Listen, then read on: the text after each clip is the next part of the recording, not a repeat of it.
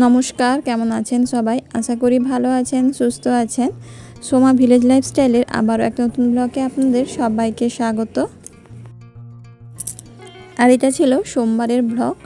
মাসির বাড়ি গেছিলাম। প্রথম দিন তো আপনাদের সঙ্গে শেয়ার করেছি কিভাবে ঘটোত্তোলন হয়েছিল আর কি হয়েছিল ওখানে, সব কিছুই শেয়ার করেছি। তারপর এটা হচ্ছে তার পরের দিন, আর এটা সোমবারের ব্লগ।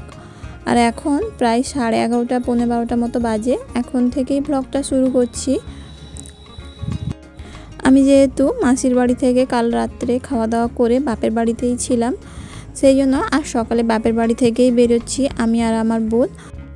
ওখানে গিয়ে আগে ঠাকুর দর্শন করলাম, তারপর প্রণাম করে নিলাম। কালকে যেহেতু আর প্রণাম করা হয়েছিল না, ভিড়ও ছিল, আর সেই জন্য আর প্রণাম করা হয়েছিল না।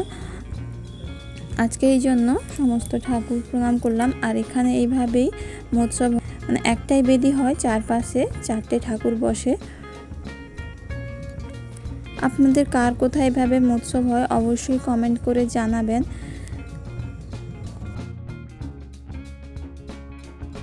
প্রথমে ছেলে গিয়ে ঠাকুর প্রণাম করলো, তারপর আমিও ঠাকুরটা প্রণাম করলাম।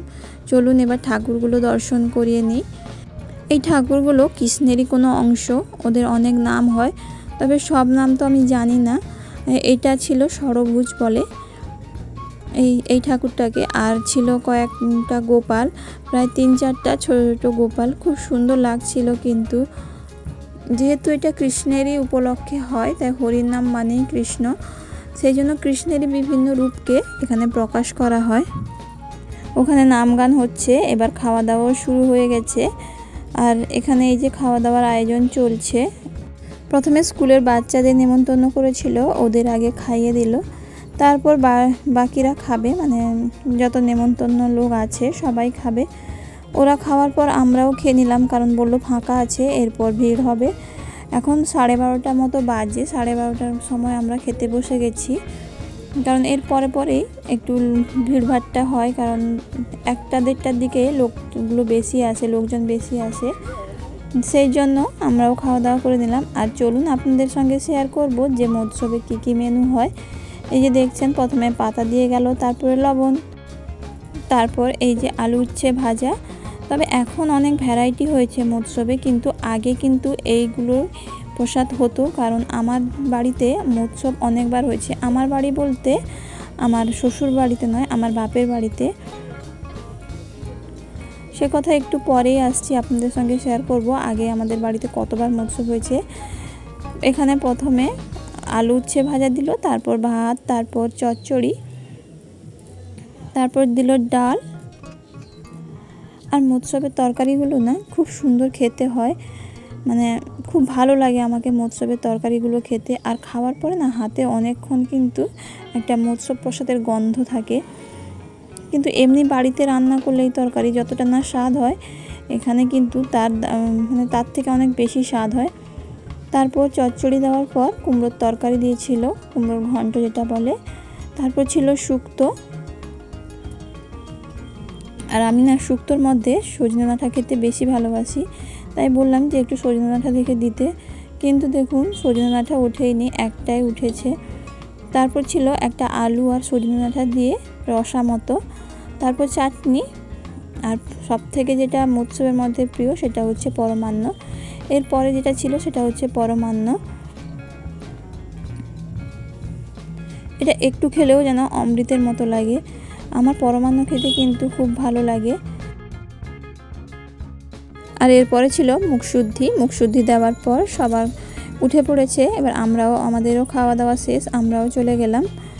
আর আপনাদেরকে যে বলছিলাম আমাদের বাড়িতে মহোৎসবের কথা, মানে আমার বাপের বাড়িতে যখন মহোৎসব হতো, দাদু যখন ছিল, তখন প্রায় 3 থেকে 4 বার আমাদের বাড়িতে মহোৎসব হয়েছে। খুব বড় করে মহোৎসবগুলো হয়েছিল কিন্তু।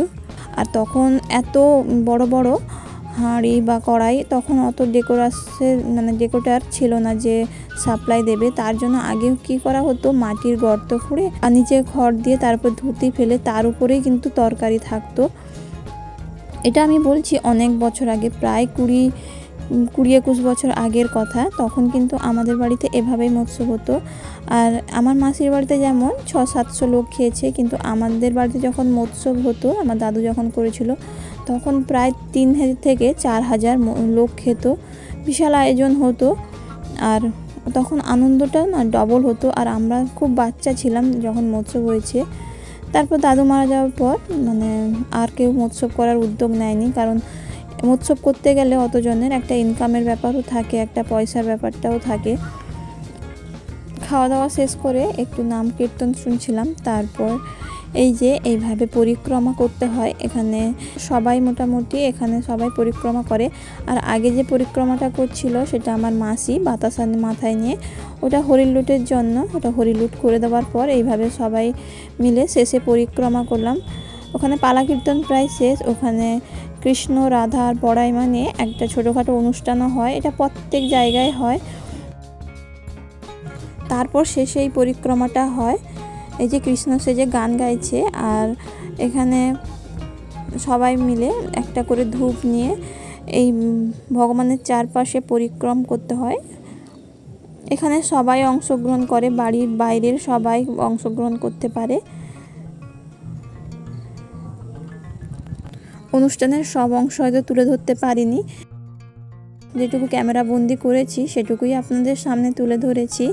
যদি আমার ভিডিওগুলো আপনাদের ভালো লেগে থাকে, প্লিজ চ্যানেলটিকে সাবস্ক্রাইব করে দেবেন এবং ভিডিওতে একটি লাইক দিয়ে দেবেন।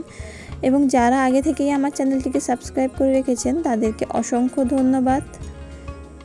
পরিক্রমা করা শেষ, একবারই পরিক্রমা করেছি, কারণ এতটা ভিড় ছিল, জায়গা যেহেতু ছোট, সেই জন্য আর বেশি পরিক্রমা করতে পারিনি। তারপর যাকে দেখালাম তারই অন্নপ্রাশন উপলক্ষে মৎস্য।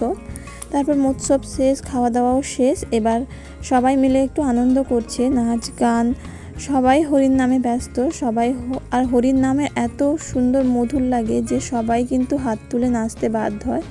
আর যেহেতু ক্যামেরাম্যান কেউ ছিল না, তাই আমি ক্যামেরা বন্দি করতেই ব্যস্ত ছিলাম সবটুকু। আর এরপর ছিল দধিমঙ্গল। দধিমঙ্গল বলতে এই যে রাধা সেজেছে, ও একটা দইয়ের হাঁড়ি নিয়ে সবার মাথায় ছেটাবে, তারপর গিয়ে ওই হাঁড়িটা ভাঙবে। আর যেখানে দইয়ের হাঁড়িটা ভাঙবে সেখানে বাড়ির সবাইকে গড়াগড়ি খেতে হয়। যেটাই দেখেছি সেটাই বললাম। আর এখন কিন্তু এখানে সবাই গড়াগড়ি খেয়েছিল, সেটা আর ক্যামেরাবন্দি করতে পারিনি, কারণ আমি চলে এসেছিলাম দোকানের জন্য। আর আজকের ভিডিওটা এ পর্যন্তই, আর বড় করব না। সবাই ভালো থাকবেন, সুস্থ থাকবেন, দেখা হবে পরের ভিডিওতে।